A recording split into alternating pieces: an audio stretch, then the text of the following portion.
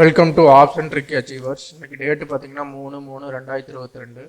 இப்போ என்ன பார்க்க போகிறோம்னா post market report for Nifty and bank Nifty. சரிங்களா?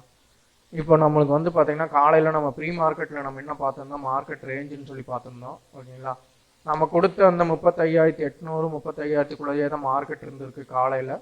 சரிங்களா? அதுக்கப்புறம் ஆஃப்டர்நூன் வந்து 35,000 பிரேக் பண்ணிச்சு.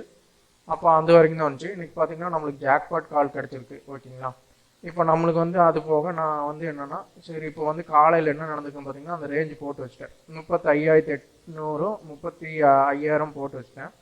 இப்போ நம்மளுக்கு காலையில் ஓப்பன் ஆனால் பேங்க் நிஃப்டி என்ன ஆச்சுன்னா மார்க்கெட்டு இது வரைக்கும் போயிட்டு மார்க்கெட் ஹை அது வரைக்கும் கரெக்டாக வந்து ஹை வந்து 35,804 வரைக்கும் வச்சுட்டு அப்புறம் ரிட்டர்ன் ஆகிடுச்சு. அப்போ இங்கேயே நம்மளுக்கு புட்டு ஆக்டிவேட் ஆயிடுச்சு. ஓகேங்களா?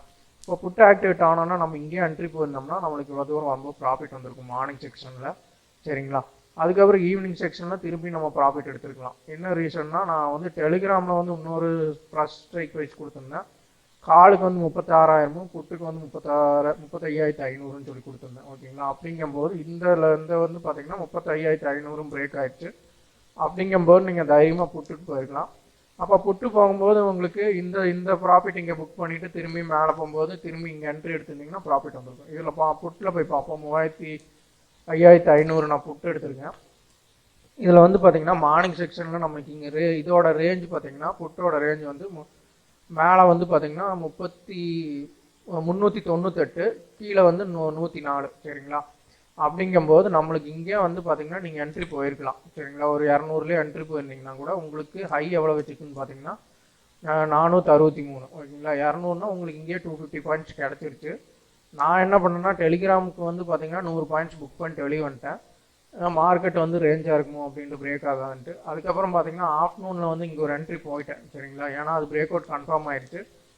ஆஃப்டர்நூனுக்கு அப்புறம் இங்கே ஒரு என்ட்ரி போனதுக்கப்புறம் எனக்கு எவ்வளோ பார்த்தீங்கன்னா நான் ஃபுல்லாகவே விட்டதுக்கப்புறம் பார்த்தீங்கன்னா எனக்கு இந்த இடத்துல என்ட்ரி வந்து திரும்பி 270 அந்த மாதிரி ரேஞ்சில் நான் என்ட்ரி போனேன். 270 என்ட்ரி எடுத்து எனக்கு ஹை வந்து பார்த்தீங்கன்னா இந்த இடத்துல 670. ஓகேங்களா? கிட்டத்தட்ட 400 பாயிண்ட்ஸ் கிடச்சிது. ஏன்னா இன்னைக்கு ஃபுல்லாக ஜாக்பாட் கிடச்சிருக்கு. நான் டெலிகிராமில் மென்ஷன் பண்ணல. இது வந்து பார்த்தீங்கன்னா நான் என்ட்ரி எடுத்து ப்ராஃபிட் பண்ணேன். நீங்களும் இதே மாதிரி ட்ரேட் பண்ணலாங்கிறக்காக ஐடியாக்காக சொல்கிறது. ஏன்னா இது morning section afternoon section strategy வந்து என் யூடியூப் சேனலில் இருக்குது. அதை நீங்கள் பார்த்துக்கலாம். பார்த்துட்டு நான் ரேஞ்சும் ப்ரொவைட் பண்ணிடுறேன். நீங்கள் அதையும் பார்த்துக்கலாம். அதுக்கப்புறம் டெலிகிராமில் இருக்கிறவங்களுக்கும் உங்கள் ஃப்ரெஷ் ரேஞ்சும் வந்துடும். அப்போ அந்த ரேஞ்சு பிரேக் அவுட் நடக்கிறப்போ நீங்கள் கண்டிப்பாக வந்து பார்த்தீங்கன்னா நீங்கள் ட்ரேட் எடுத்து ப்ராஃபிட் பண்ணலாம். இந்த புட்டுக்கு காலுக்கு உண்டான ரேஞ்ச் ஐடென்டிஃபை பண்ணுறதெல்லாம் நான் டெலிகிராமில் மென்ஷன் பண்ண மாட்டேன். இது வந்து கிளாஸ் அட்டன் பண்ணுறவங்களுக்கு மட்டும்தான் இந்த டெலிகிராம் ரேஞ்ச் தெரியும். சரிங்களா? புட்டுக்கு காலுக்கு வர்றது இந்த பேங்க் நிஃப்டி ரேஞ்செல்லாம். சரிங்களா? இது ஜஸ்ட் உங்களுக்கு கொடுத்துருவா. நீங்கள் எஜுகேஷன் பர்பஸ்க்காக யூஸ் பண்ணிட்டு நீங்கள் ட்ரேட் பண்ணி ப்ராஃபிட்டோ லாஸோ அது உங்களோடது. சரிங்களா? இதுதான் விஷயம். நம்ம இந்த ரேஞ்சு வந்து பார்த்தீங்கன்னா புட்டு காலையில் வந்து பார்த்தீங்கன்னா நம்மளுக்கு இந்த ரேஞ்சு பிரேக் அவுட் பண்ணுற கஷ்டப்பட்டுருக்கு. திரும்பி மார்க்கெட் இறங்கினதுக்கப்புறம் திரும்பி ரெண்டாவது பிரேக் அவுட் நடந்தோன்னா மார்க்கெட் மேலே போச்சு. திரும்பி வந்து சஸ்டெயின் ஆகி கடைசியில் பார்த்தீங்கன்னா நல்லா ப்ராஃபிட் கொடுத்துருக்கு. கிட்டத்தட்ட நம்ம எடுத்த என்ட்ரி பார்த்தீங்கன்னா மார்னிங் எடுத்த என்ட்ரிலேருந்தே நம்ம விட்டுருந்தா கூட கிட்டத்தட்ட ஒரு 400-500 பாயிண்ட்ஸ் நம்மளுக்கு ப்ராஃபிட் வந்துருக்கும். இன்றைக்கி ஜாக்பாட் கிடச்சிருக்கு. ஓகேங்களா? காலில் என்ன ரீசன்னா காலில் வந்து டோட்டலாக வால்யூம் கம்மி ஆகிடுச்சு பாருங்க. நம்ம எடுத்த 36,000 வந்து காலில் மார்க்கெட் ஃபுல்லாகவே வந்து இதோட ரேஞ்சு வந்து 256க்கு மேலே வந்திருந்தா தான் உங்களுக்கு வந்து நல்லா ப்ராஃபிட் வந்துருக்கும். இது வந்து என்ன ஆச்சுன்னா மார்க்கெட் காலையிலேருந்து அப்புறம் 12 அப்புறம் 0 ஆயிடுச்சு. ஓகேங்களா? ஆனால் புட்டு அப்படி இல்லை. அவுட் த மணிலேருந்து இது இந்த மணி ஆகி கடைசியில் நல்லா ஜாக்பாட் கொடுத்துருச்சு. இதுதான் நம்மளோட கான்செப்ட்டு. ஓகேங்களா?